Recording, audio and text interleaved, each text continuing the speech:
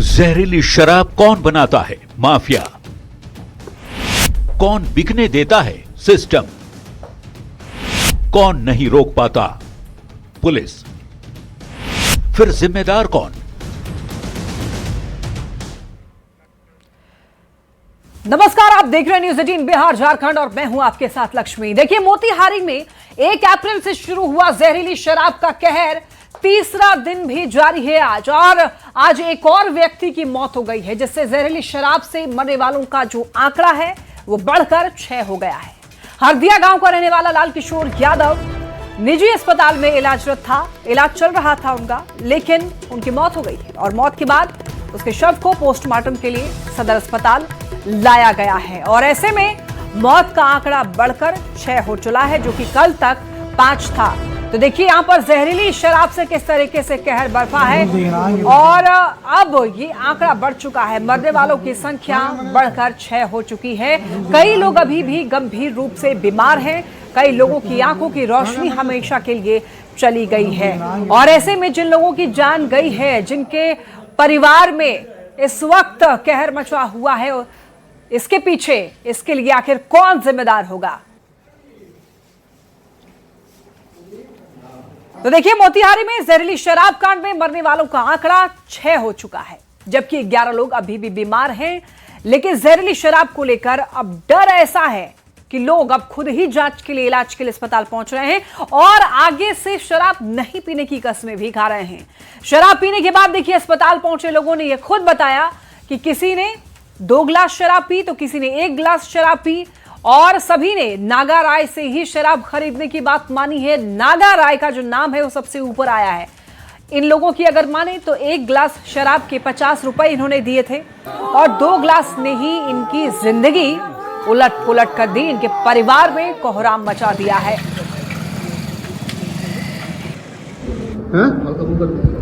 चक्कर करा गया। शराब पिए थे कितना? 2 गिलास। कब पिए थे? परसों रात में पिए थे। वो जहरीली शराब किसे लेके पिए थे? नागा राय उसी से शराब पिए थे। 2 गिलास पिए थे। अभी तबीयत खराब लग रहा है। हमारा भी ठीक लगा था, मतलब मीटिंग होता, पेशाब होता, सब क्लियर हुआ। 3 गिलास 2 गिलास कितने रुपए में दे रहे? 100 रुपये। मतलब 2 गिलास और 2 गिलास के 50 रुपये। कान पकड़े ना भी 1 गिलास 50 रुपये में कुछ तकलीफ बुझाएला?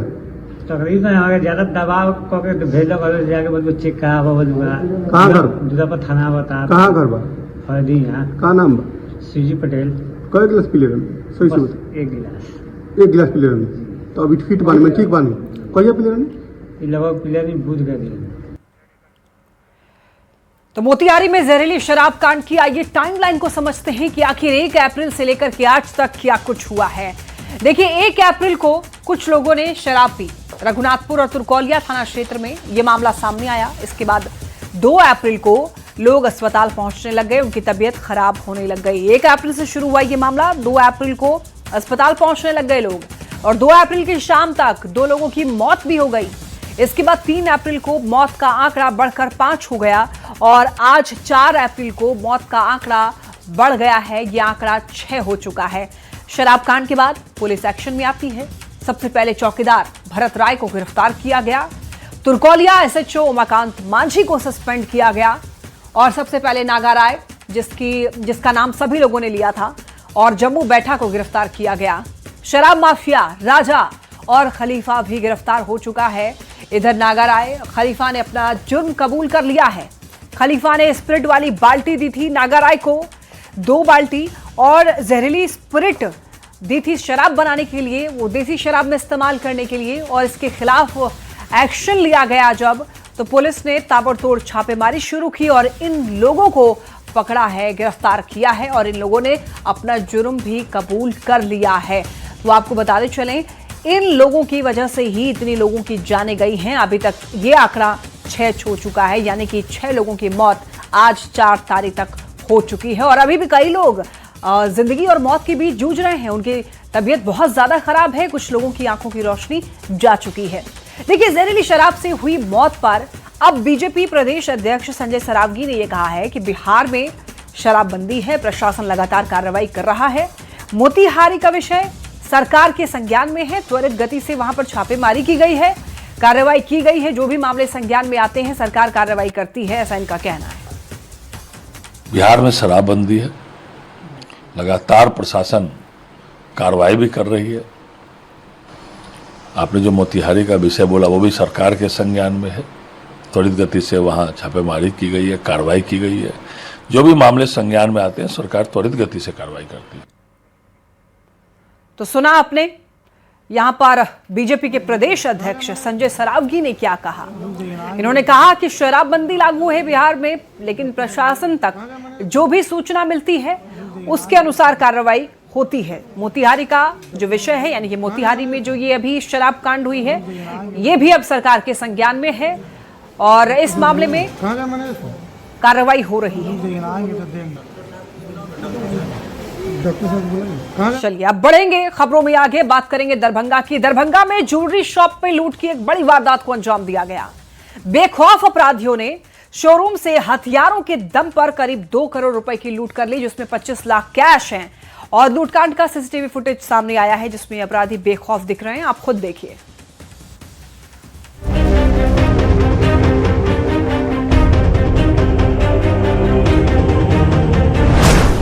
दरभंगा में दहशत का राज, मिनटों में ज्वेलरी शोरूम साफ, हथियार की नोक पर सबसे बड़ी लूट।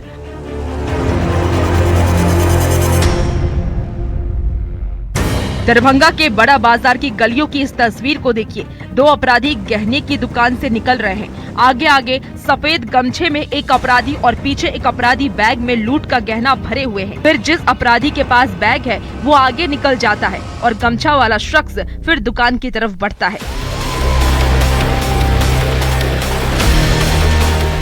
फिर एक साथ 4 अपराधी ज्वेलरी दुकान से बाहर निकलते हैं।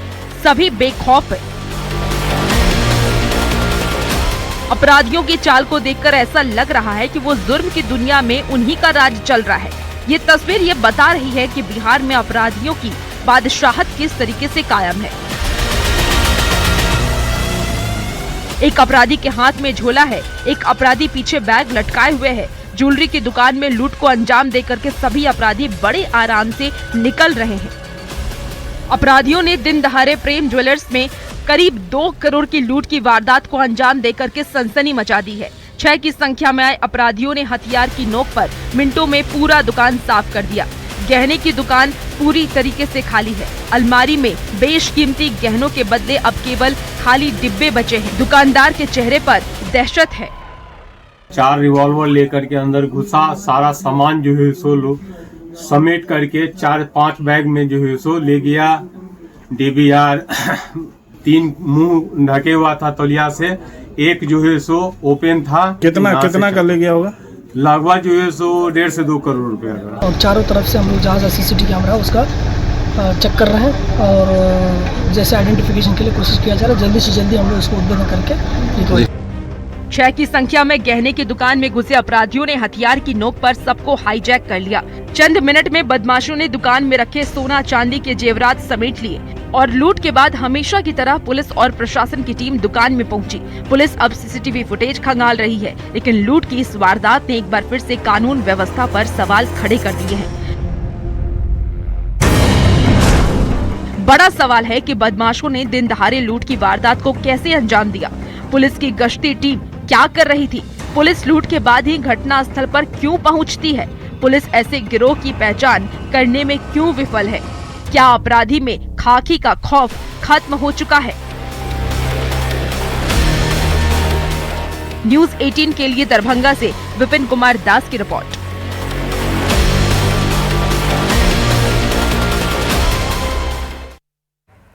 और बड़ी खबर किशनगंज से, जहां इंडो नेपाल बॉर्डर स्थित टेढ़ागाछ थाना क्षेत्र के झाला पंचायत में पुलिस ने फर्जी दस्तावेज बनाने वाले गिरोह का भंडाफोड़ किया है। किराना दुकान की आड़ में आधार कार्ड सहित कई कागजात यहां पर तैयार किए जा रहे थे। एसपी के निर्देश पर एसडीपीओ और साइबर डीएसपी की टीम ने छापेमारी करके करीब 400 आधार कार्ड और बैंक के दस्तावेज और इलेक्ट्रॉनिक उपकरण यहां से बरामद किए हैं। आरोपी मनोहर शर्मा को हिरासत में लेकर पूछताछ की जा रही है। इंडो नेपाल बॉर्डर पर यहां पर फर्जी दस्तावेज बनाने का काम हो रहा था। आधार कार्ड यहां पर बनाए जा रहे थे और भी बैंक के डॉक्यूमेंट्स बनाए जा रहे थे। और इसी तरीके से यहां पर आप देखिए, जो घुसपैठिए होते हैं वो फर्जी आधार कार्ड बनवा करके घुसपैठ करते हैं। दुकान के आड़ में एक बहुत बड़े फर्जीवाड़े को अंजाम दिया जा रहा है और सूचना यह थी कि उनके द्वारा फर्जी दस्तावेज बनाए जाते हैं और अलग अलग तरह की दस्तावेज से संबंधित सेवाएं फर्जी तरीके से दी जाती हैं। इसका सत्यापन और अग्रतर कार्रवाई हेतु कल एक पुनः टीम का गठन किया गया, जिसका नेतृत्व मेरे द्वारा किया जा रहा था। छापामारी के क्रम में जो व्यक्ति थे उनका नाम मनोहर कुमार शर्मा, पिता सुरेश शर्मा, ग्राम बुलवा जागीर, थाना टेढ़ागाछ पाया गया। उनका एक वहाँ पे किराना स्टोर है, जिसके पीछे किराना दुकान के आड़ में उनके द्वारा फर्जी दस्तावेज बनाए जाने का काम किया जा रहा था।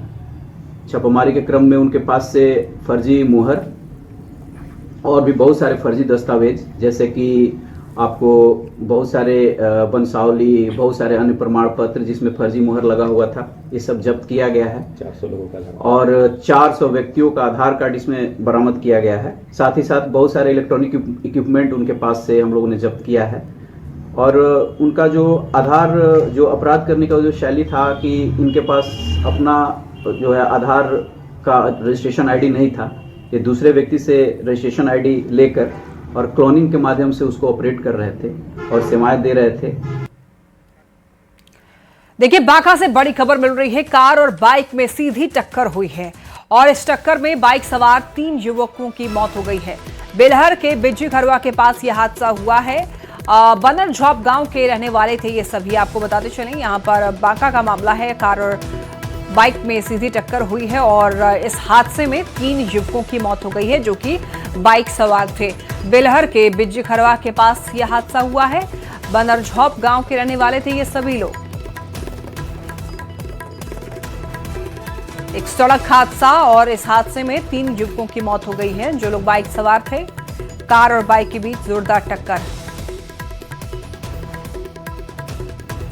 बांका का ये मामला बताया जा रहा है। बिज्जी खरवा के पास ये सड़क हादसा हुआ है और इस एक्सीडेंट में 3 युवकों की मौत हो गई है। ज्यादा जानकारी के लिए न्यूज 18 संवाददाता नागेंद्र द्विवेदी हमारे साथ जुड़ रहे हैं। नागेंद्र, एक सड़क हादसा बताया जा रहा है बांका में और 3 युवकों की मौत हो गई। एक बार पूरी जानकारी दीजिए, कब की ये घटना है?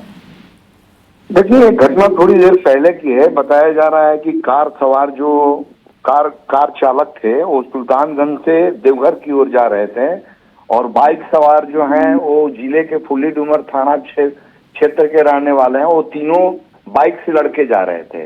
अचानक गाड़ी की सीधी भिड़ंत हुई है और दोनों गाड़ी गड्ढे में पलट गई है, जिससे कि घटनास्थल पर तीनों युवकों की मौत हो गई है। फिलहाल वहां पर बेलहर पुलिस पहुंचकर रेस्क्यू कर रही है और मामले की जांच कर रही है। लेकिन नागेंद्र, किसकी गलती की वजह से हुई है? देखिए, बताया जा रहा है कि दोनों रफ्तार में थे, बाइक सवार भी थे और कार वाले भी, और संतुलन के चलते कार से बाइक में भिड़ंत की बात कही जा रही है, जिससे कि दुर्घटना हुई है और तीनों युवकों की मौत हो गई है। ऐसे में देखिए, पुलिस प्रशासन को लोगों को अवेयर करना चाहिए कि 3 युवक एक बाइक पर अगर सवार हैं तो ये कहीं ना कहीं ओवरलोडिंग भी है। नागेंद्र जी, इसको लेकर बांका जिला में लगातार स्पेशल ड्राइव चल रहा है और बहुत सारे बाइक सवार को पकड़ा गया है, आर्थिक दंड भी लगाया गया है। लेकिन फिर भी दंड लगाने के बावजूद भी जो अवॉइड करते हैं और जो कि आज दुर्घटना देखने को मिली है, जिसमें कि तीनों युवक की मौत हो गई है। ठीक है, बहुत धन्यवाद आपका इन तमाम जानकारियों के लिए नागेंद्र। चलिए बढ़ते हैं खबरों में आगे। खगड़िया से अब बड़ी खबर मिल रही है। यहाँ पर बताया जा रहा है कि युवक की गोली मारकर हत्या कर दी गई है। देखिए, दरअसल रुपए के लेन देन को लेकर विवाद था। ब्रजेश कुमार के रूप में मृतक की पहचान हुई है। परिजनों ने चचेरे भाई पर आरोप लगाया है। कर्ज को लेकर 2 महीने से इनके बीच विवाद चल रहा था, ऐसी खबर है। और पुलिस ने शव को पोस्टमार्टम के लिए भेजा है। परबत्ता थाना क्षेत्र की ये घटना बताई जा रही है, जहां पर रुपए के लेन देन को लेकर, कर्ज को लेकर गोली मारकर युवक की हत्या कर दी गई है।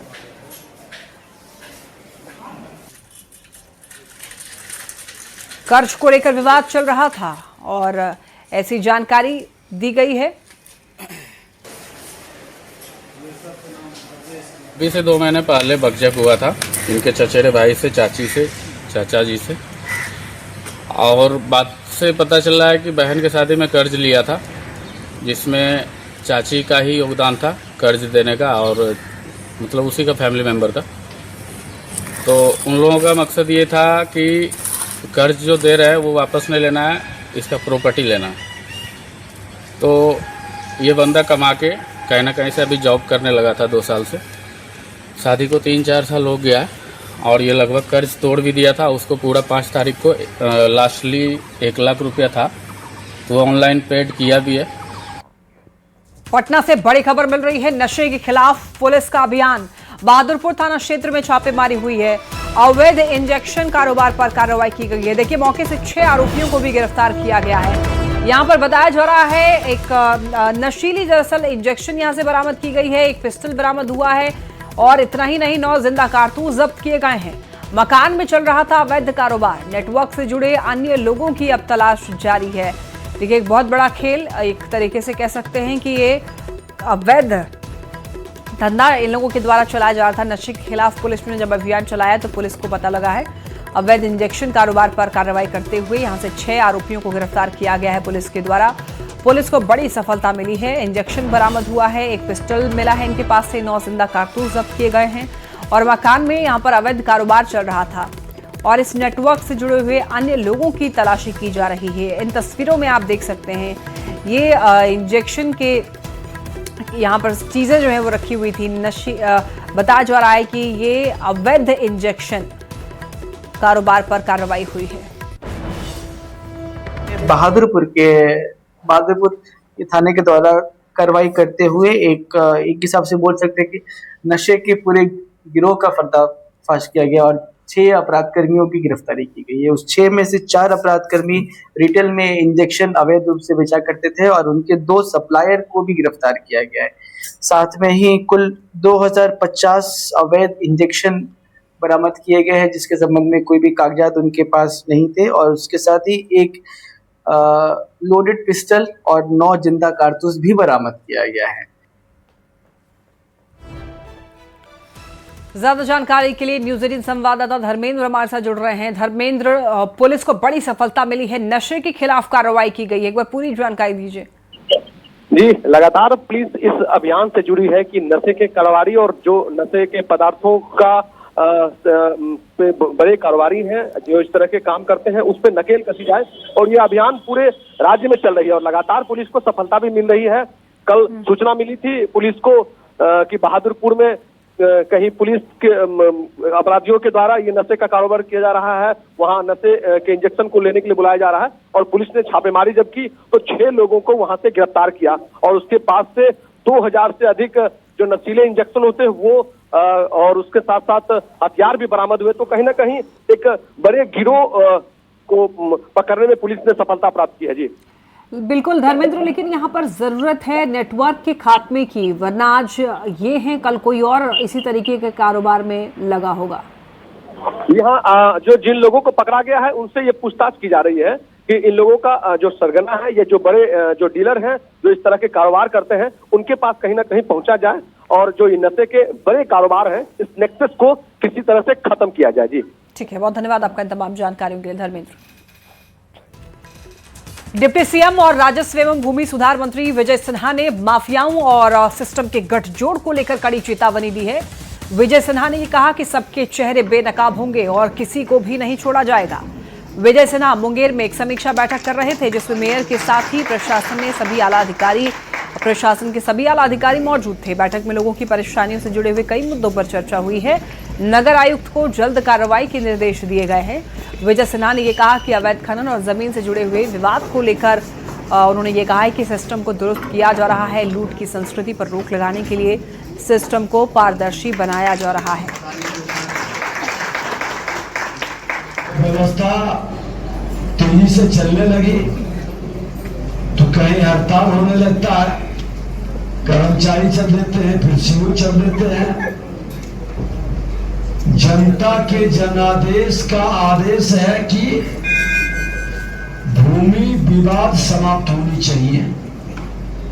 हम आने वाली पीढ़ी को ये अभिशाप नहीं होने दे, किसी न किसी को ये पहल कर करके इसको आराम में खत्म करना जिम्मेवारी है। तो ये भू माफिया, जमीन माफिया भी सुधरेगा, इंतजार करिए समय का। अब जो गड़बड़ करेंगे उनके भी चेहरे उभार करेंगे, वो भी नहीं बख्शे जाएंगे।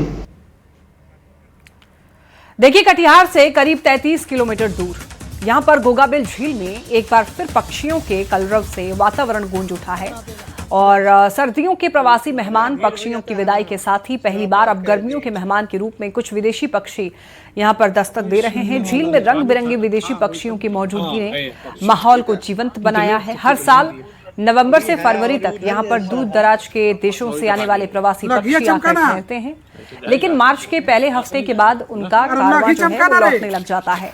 इसी के साथ ही ये पहली बार बड़ी संख्या में ग्रीष्मकालीन पक्षियों का आगमन शुरू हुआ है।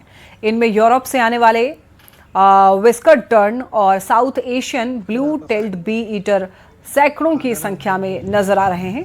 स्थानीय भाषा में तिहारी या चैती टर्न कहलाने वाला ये पक्षी न सिर्फ सुंदरता बढ़ाता है बल्कि किसानों के लिए भी काफी फायदेमंद है। कीट को भोजन के रूप में खाने वाले ये मखाना खेतों के हानिकारक कीटों को खाकर फसलों की रक्षा करता है। तो कुल मिलाकर गोगाबिल झील अब सिर्फ सर्दियों के साथ साथ गर्मियों में भी पक्षी प्रेमियों के लिए खास बनता जा रहा है।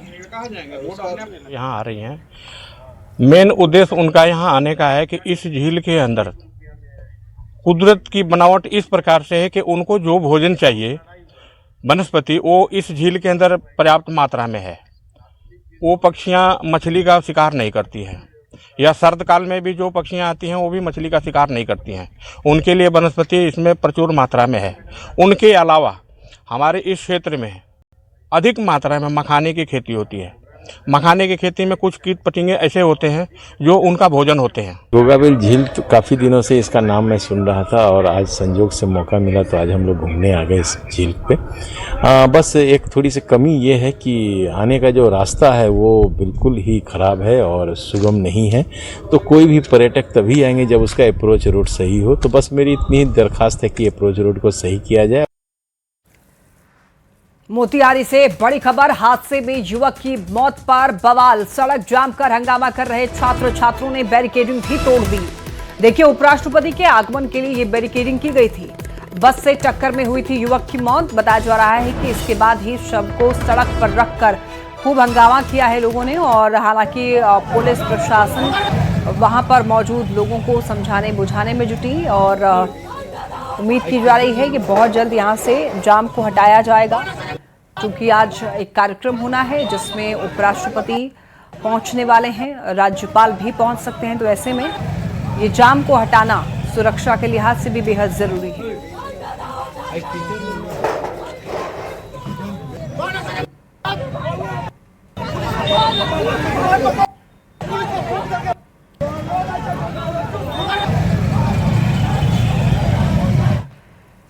खबर पटना से, जहां महिला आयोग में 2 घंटे तक हाई वोल्टेज ड्रामा चला। ड्रामे के बीच डायल 112 की टीम बुलाई गई। फिर लड़के ने सबके सामने लड़की की मांग भर दी और लड़का पक्ष के लोग इस शादी के लिए राजी नहीं थे, जबकि लड़का और लड़की ने जुलाई 2025 में कोर्ट मैरिज कर ली थी। वो लोग लगातार लड़के के परिवार को मनाने में लगे हुए थे और जब कोई रास्ता ना दिखा तो यहाँ पर लड़की ने आयोग में आवेदन दिया। आयोग की अध्यक्ष और सदस्य ने खुद इस शादी को मंजूरी दी और सबके सामने लड़के ने लड़की की मांग भरी है।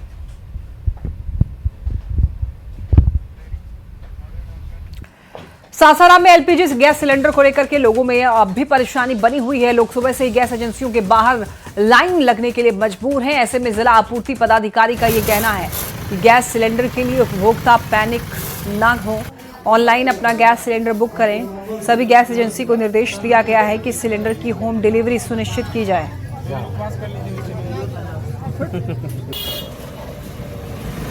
रोहतास जिला में भी रसोई गैस को लेकर मारामारी की स्थिति देखने को मिल रही है। ऐसे में जो जिला आपूर्ति पदाधिकारी हैं और आईओसीएल के जो अधिकारी हैं वो लगातार बताने की कोशिश कर रहे हैं कि जो उपभोक्ताओं को गैस की जो किल्लत है वो नहीं है, लेकिन फिर भी जो विभिन्न गैस एजेंसी है वहाँ पर भीड़ देखने को मिल रही है और खासकर बहुत लोग KYC कराने के लिए और बहुत लोग जो हैं वो गैस सिलेंडर लेकर सीधे एजेंसी के गोदाम पर पहुंच जा रहे हैं, जिससे कहीं ना कहीं दिक्कत आ रही है। हमारे साथ रोहतास जिला के जिला आपूर्ति पदाधिकारी शशि शंकर जी हैं, आइए हम उनसे बात करेंगे। सर, बहुत लोग जो हैं होम डिलीवरी होने की घोषणा के बावजूद सिलेंडर लेके गोदाम पर पहुंच रहे हैं। सभी गैस एजेंसी को स्ट्रिक्ट इंस्ट्रक्शन दिया गया है जिला प्रशासन की तरफ से, और यहाँ संबंधित कंपनी के एरिया मैनेजर्स को भी इंस्ट्रक्शंस दिया गया है कि वे सभी गैस एजेंसियों से होम डिलीवरी कराएंगे 100%। यदि कोई पहुंच रहे हैं फिर भी उन्हें होम डिलीवरी कराया जाए। के लिए पूरा हम लोग सजग हैं, प्रशासन के द्वारा भी निर्देश दिया गया है, कंपनी के द्वारा भी पूरे कड़ाई से पालन किया जा रहा है। लेकिन कुछ लोग ग्रामीण क्षेत्र के लोग जो हैं वो सुबह ही आ जाते हैं सिलेंडर लेकर, उनको समझाया जाता है, समझाओ जब उनको भेजने का प्रयास कर रहे हैं, उसमें से कुछ लोग मानने के तैयार नहीं है, लाइन लगा देते हैं 4 बजे भोर से। एजेंसी खुलता है 7-8 बजे दिन में, तो 4 बजे भोर से आके बैठे हुए यहाँ पर महिला, बच्चे, बड़े, लेकिन उसके बावजूद भी हम पूरा कोशिश कर रहे हैं कि बहुत जल्दी इसको ठीक कर दें और होम डिलीवरी करें। मैनेजर हैं और उनका कहना है कि जो उपभोक्ताओं को पैनिक नहीं होना है और गैस सिलेंडर जो है उन्हें घर तक पहुंचाया जाएगा। अजित कुमार, न्यूज़ 18, सासाराम। और इसी के साथ इस बुलेटिन में फिलहाल इतना ही। तमाम खबरों के लिए आप देखते रहिए न्यूज़ 18 बिहार झारखंड।